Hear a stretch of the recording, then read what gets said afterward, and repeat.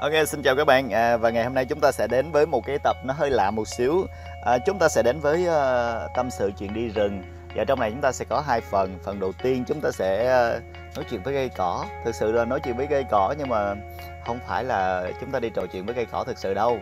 Chúng ta chỉ đi tìm hiểu đôi điều về một số loài cây khi chúng ta đi rừng, nhân dịp là mình đi Tà Năng Phan Dũng. Mình có một số cái loài cây mà muốn chia sẻ với các bạn trong phần 1. Và trong phần 2 thì chúng ta sẽ đến với phần trò chuyện với một bạn hướng dẫn viên chuyên dẫn khách đi rừng. Và việc trekking đi qua những đồi núi, những rừng bạt ngàn như vậy thì chúng ta cần có những lưu ý gì thì chúng ta sẽ nói chuyện trong phần số 2. Và bây giờ chúng ta sẽ bắt đầu nhé. Xin chào các bạn, giờ đây là đoàn đang nghỉ ngơi một xíu, có người đã nằm liệt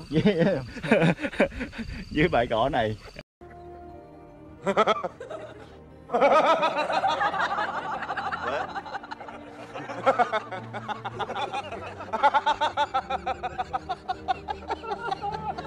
Chúng ta đang nghỉ ngơi một xíu trước khi mà chúng ta bắt đầu tiến hành trình dài hơn. Ở đây thì chúng ta đang ở trong bên cạnh một cái đồi thông khá là đẹp, khung cảnh ở phía sau các bạn có thể thấy đúng không? Rất tuyệt vời. Nhưng mà ở phía trước này thì chúng ta thấy một cái loài cây cũng khá là đặc biệt đối với những cái bạn mà hay đi rừng thì các bạn sẽ thấy, đó là cây cộng sản. Đây là loại cây cộng sản và phía dưới bên kia sẽ có một loạt các lá cây cộng sản luôn. Ở quê mình thì gọi cây này là cây mui ha. Thì cái này nó là loài cây cộng sản bởi vì nó có ý nghĩa rất là lớn trong cái thời kỳ mà chúng ta kháng chiến của chống thực dân Mỹ, thực dân Pháp và đế quốc Mỹ, đặc biệt là trong thời kỳ đế quốc Mỹ. Thì vì sao vậy? Bởi vì cái cây này nó gắn liền với người chiến sĩ cách mạng của chúng ta. Khi mà đi rừng, khi mà bạn bị thương cái gì ấy thì người ta thường dùng cái lá này để người ta có thể nhai và người ta đắp lên cái vết thương đó. Nó có thể làm vết thương, nó có thể cầm máu. Và cái thứ hai nữa là nó là một trong những cái loài mà có thể là chúng ta có thể thấy là nó vẫn là những cái bụi và chúng ta có thể gánh lên trên cái vai của mình, trên cái gùi ba lô phía sau. Và đó là một cách mà chúng ta thấy là chúng ta có thể ngụy trang được trước cái sự chú ý của quân thù, đúng không ạ? Và đấy chính là một trong những cái loài rất là đặc biệt và ai đi rừng thì nhớ nó nhé. Cây mui, ở quê mình gọi là cây mui nhưng mà nó là cây cộng sản. Ok. Xin chào các bạn, và bây giờ chúng ta đến một cái ngã ba mà thực ra là chúng ta sẽ, nếu như chúng ta đòi chịu khó đọc báo và chúng ta xem một số tin tức thì nơi này đã từng có một cái việc là một bạn đã đi lạc và xảy ra những cái sự cố nhất định khi mà đi Tà Năng Phan Dũng. Và đây chính là cái con đường mà chúng ta thấy ở phía sau lưng của mình này, chính là cái ngã ba và rất là dễ dàng để bị lạc. Chúng ta thấy là phía bên trái này, đúng không? Ở phía bên phải, nếu phía bên phải này thì một con đường dẫn đến này, và phía bên trái là một con đường để dẫn đi thật sự. Và bây giờ người ta sẽ làm một cái bảng rõ ràng có cái chữ Phan Dũng để chúng ta thấy chúng ta đi kia. Còn bây giờ ở đây là một cái lối đi và dẫn đến là cái việc bị lạc. Và đây là một trong những cái mà chúng ta thấy cần phải chú trọng ngay từ khi mà chúng ta đi rừng, bởi vì nó rất là đặc biệt. Nó có thể ảnh hưởng đến cái sức khỏe, cái tinh thần, cũng như dẫn đến là những cái hậu quả mà nó sẽ không tốt, cho nên ta sẽ lưu ý với du khách trước. Ok, xin chào các bạn.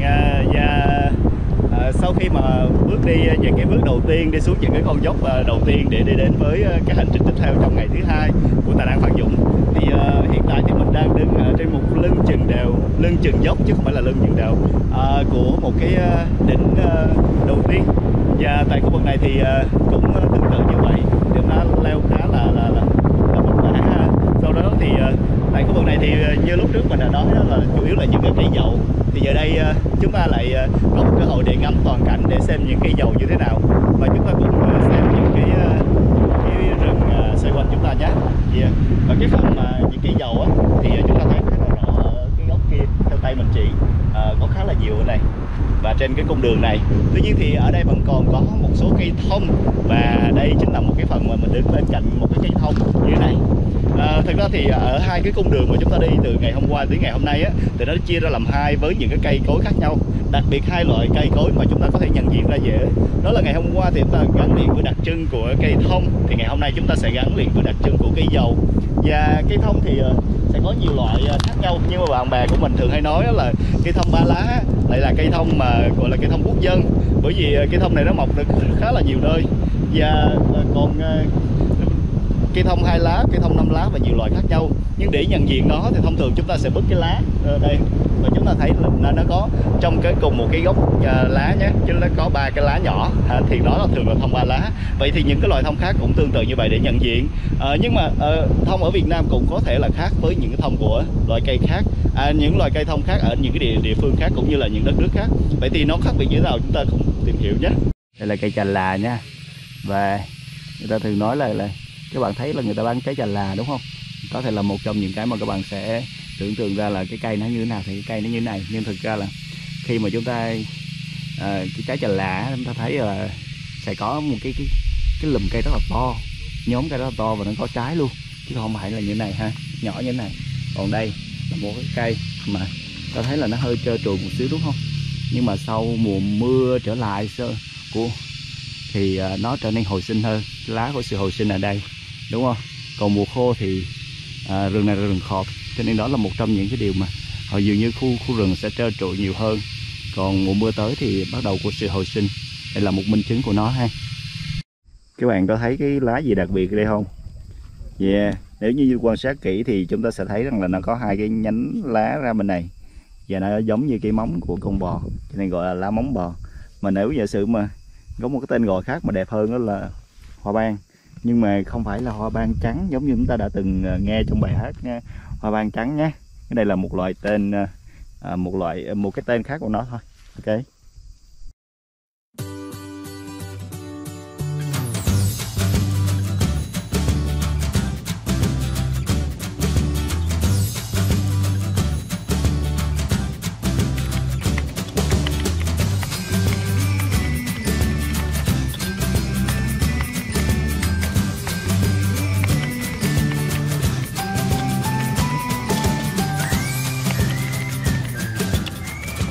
Ngày hôm nay chúng ta sẽ có một cái tập vô cùng đặc biệt, đó là chúng ta sẽ nói về du lịch và chúng ta đi rừng như thế nào. Vậy thì khách mời ngày hôm nay chúng ta sẽ có một cái bạn rất là đặc biệt, đó là một cựu học trò của mình, và bạn cũng là một chuyên gia về việc đi du lịch rừng. Mời Vũ nói đôi lời với tất cả các bạn. Chào mọi người ha, cứ gọi mình là Ca đi ha, mình là cựu học trò của thầy Vương. Thì hôm nay mình về thầy Vương có một cái chuyến đi ở rừng Phan Đăng Vận này. Và cái chủ đề ngày hôm nay chúng ta sẽ nói là chủ đề về đi rừng. Thế có lẽ là chúng ta sẽ có nhiều chuyện để bàn trong khi chúng ta đi du lịch mà chúng ta chọn một cách mạo hiểm hơn là chúng ta đi rừng. Vậy thì Dũng có thể chia sẻ với tất cả các bạn, là Ca có thể chia sẻ với tất cả các bạn về cái cách mà chúng ta chuẩn bị cái gì để chúng ta đi rừng không? Theo cái suy nghĩ của em á, thì khi mà mình đi rừng á, thì mình phải chuẩn bị những vật dụng liên quan tới, ví dụ như là đầu tiên là di chuyển thì sẽ gồm giày rồi quần áo, rồi thường thì những cái môn mà du lịch rừng như thế này thì nó sẽ có những cái đồ chuyên dụng đó thầy. Rồi tiếp theo là ăn ngủ chẳng hạn, rồi ví dụ như là ngủ thì mình sẽ có túi ngủ hoặc là võng, còn ăn uống thì mình sẽ mang theo thức ăn, có thể là một ít gạo hoặc là một ít đồ ăn nhanh và nồi niêu nữa. Và điều đặc biệt quan trọng đó là túi y tế, và tiếp theo là một chút hiểu biết về rừng, ví dụ như là cây cỏ hoặc là địa hình địa dạng nó như thế nào. Như vậy thì trong những cái thứ bằng dụng, những cái vật dụng mà chúng ta chuẩn bị đấy, thì những cái vật dụng mà nhu yếu phẩm là rất là cần thiết này, đúng không? Đúng. Ăn ở lưu trú, nhưng mà bên cạnh đó chúng ta cũng cần chú ý đến những cái mà nó đảm bảo an toàn cho chúng ta, giống như là chúng ta sẽ hiểu biết về thực vật một xíu, động vật một xíu, chúng ta có những cái cách mà có thể tự cứu mình trong cái quá trình mà chúng ta di chuyển.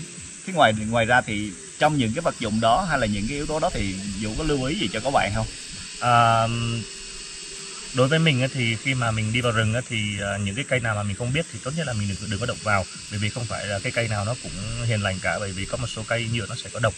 Và khi mà mình vào rừng thì những cái chỉ thuộc về thiên nhiên, ví dụ con thú hay là cây củ thì mình sẽ để yên như vậy, và mình hạn chế tối đa những thứ mà mình để lại, ví dụ như là rác chẳng hạn, những rác hữu cơ, ví dụ vỏ cây thì mình có thể để lại, nhưng mà rác vô cơ như là ni lông hoặc là chai nhựa thì chắc chắn là không thể để trong rừng được rồi.